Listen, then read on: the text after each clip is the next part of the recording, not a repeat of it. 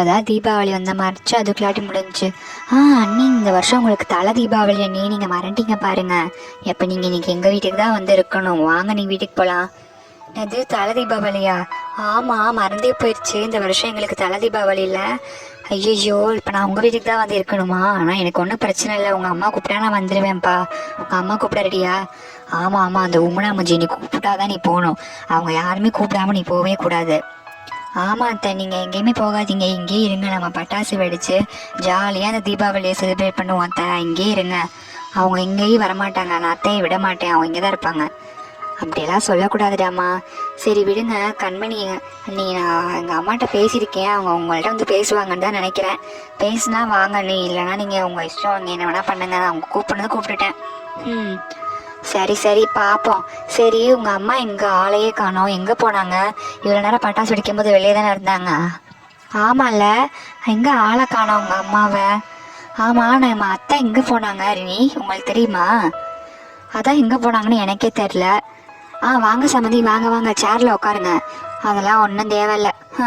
என்னங்க என்னமோ சொல்லணும்னு சொன்னீங்க, சொல்லுங்க. அது வேற ஒன்றும் இல்லை, இந்த வருஷம் தலை தீபாவளி நம்ம கண்மணிக்கும் சிவாக்கும் செலிப்ரேட் பண்ண முடியல.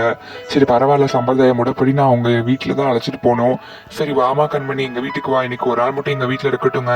நீங்கள் உங்கள் முடிவை பார்த்து சொல்லுங்கள். இன்னைக்கு ஒரு நாள் மட்டும் எங்கள் வீட்டில் வரட்டுங்க, நீங்கள் என்ன சொல்கிறீங்க? சரிங்க, தாராளமாக கூட்டிகிட்டு போங்க. சரிம்மா, அப்போ நானும் போயிட்டு வரேன் உங்கள் வீட்டுக்கு, ஒரு 2 நாள் இருந்துட்டு வரேம்மா. சரிம்மா, இருந்துட்டு வா. சரி வா கண்மணி, எங்கள் வீட்டுக்கு நான் முன்னாடி போய் கார் எடுத்துகிட்டு இருக்கேன், பின்னாடி வா. சரி வரேங்க அத்தை, வரேங்கண்ணா. சரி கண்மணி வாமா, நான் முன்னாடி போய் கார் பார்க் பண்ணதை எடுத்துகிட்டு இருக்கேன். ரினி உங்களை கூட இருந்து கண்மணி கொஞ்சம் கூட்டிகிட்டு வா, நான் முன்னாடி போய் கார் எடுக்க, எல்லாம் டிராஃபிக் ஆயிரும். சரிங்கண்ணா. சரி வாங்க, நீ சூட்கேஸ் எடுத்துக்கோங்க, வாங்க கிளம்புவோம். அந்த ஒரு நிமிஷம் இரு. அண்ணி கொஞ்சம் பொம்மி அண்ணி அந்த சூட்கேஸ் மட்டும் எடுத்து வந்துடுறீங்களா? சரிம்மா, எடுத்துகிட்டு வந்துடுறேம்மா, ஒரு நிமிஷம் இரு, போய் எடுத்துகிட்டு வரேன். சரிங்க நீ. என்னக்கா தேவையில்லாம இவங்களை போய் வீட்டை கூப்பிடுறீங்க, வம்ப விலை கொடுத்துட்டு வாம்புக்காய்ங்க. இவளெல்லாம் வீட்டுக்குள்ள சேர்த்தா நம்மளுக்கு காசு செலவாகுங்கக்கா. ஏன்க்கா இவளெல்லாம் நான் ஒரு காரணம் இல்லாமடி அழைப்பேன்.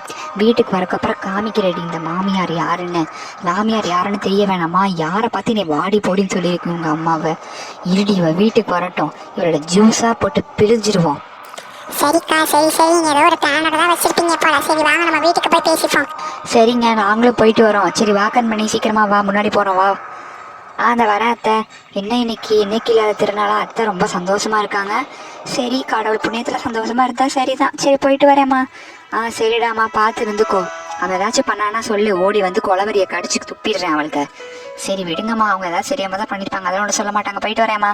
சரி வரேன் எல்லாருக்கும். சரிம்மா, போயிட்டு வரேன், ஃபோன் பண்ணுறேன், பேசுங்க. சரி பாய்டா ரோஜா குட்டி. பாய். பாடா, கண்மணி கிளம்பிட்டா. இப்போ தான் வந்த மாதிரி இருந்துச்சு. அவள் கிளம்புனோடனே வீடே வெறிச்சோடி போயிடுச்சு. சரி வாடா ரோஜா குட்டி, நம்ம போய் சாப்பிடுவோம்.